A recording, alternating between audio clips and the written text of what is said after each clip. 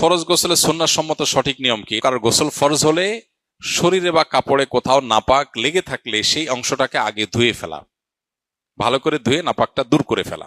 লুঙ্গিতে কাপড়ে কোথাও থাকলে যে জায়গা লেগেছে সে জায়গাটাকে ভালো করে ধুয়ে ওই জায়গাটাকে আলাদা করে আগে আলতো করে ধুয়ে ফেলা, কাপড়ে লাগলে কাপড়কে।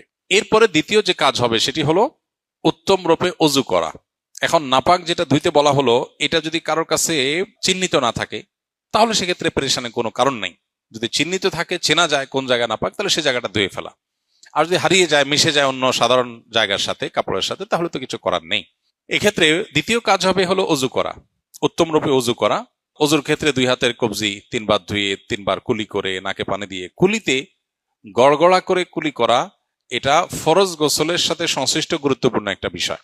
নবী করিম সাল্লাল্লাহু আলাইহি ওয়াসাল্লাম বলেছেন, ওয়াবালিগ ফিল ইস্তিনশাক ইল্লা আন তাকুনা সাইমা। তুমি যখন গোসল করবে ফরজ গোসল, তখন তুমি ভালো করে গড়গড়া করে কুলি করবে।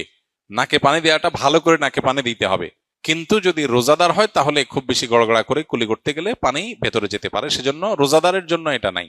বাকি সাধারণ অবস্থাতে আমরা যে ওযু করব ফরজ গোসলের শুরুতে, সেটার শুরুতে আমরা ভালো করে গড়গড়া করে কুলি করে নাকে পানি দিয়ে, এরপর 3 বার মুখ ধৌত করে 3 বার কোন পর্যন্ত হাত ধুয়ে মাথা মাসা করে, তারপর মাথা এবং কাঁধে পুরো শরীরে পানি দিয়ে ধৌত করে, শেষে বের হয়ে আসার সময় 2 পায়ের গোড়ালি পর্যন্ত এই জায়গাটা ধোয়া বাকি আছে, এটা ধুয়ে টেপে হোক পুকুরে হোক দিয়ে তারপর আমরা বের হয়ে চলে আসবো।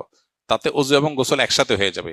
এভাবে সুন্নাহ সম্মত ফরজ গোসল বা সুন্নাহ সম্মত গোসল আদায় করলে গোসলের সাথে ওযু অটোমেটিক হয়ে যাবে, আলাদা ওযু আর করার প্রয়োজন নাই। হ্যাঁ, গোসল করতে করতে যদি আবার কেউ পেশাব আসে, কারোর পেশার বেগ হয়, পেশাব করেন অথবা বায়ু ত্যাগ করেন, ওযু ভঙ্গের কোনো কারণ দেখা যায়, তাহলে তাকে আবার শুরু থেকে ওযু করতে হবে। আর যদি সেরকম কিছু দেখা না যায় তাহলে এটাই তার ফরজ গোসলের জন্য যথেষ্ট হবে। একই সাথে গোসলের সুন্নাহ, ফরজ গোসলের সুন্নাহটা আদায় হবে, অর্থাৎ শুধু গোসলের ফরজ আদায় হবে না, পাশাপাশি সুন্নাহ সম্মত গোসল হবে।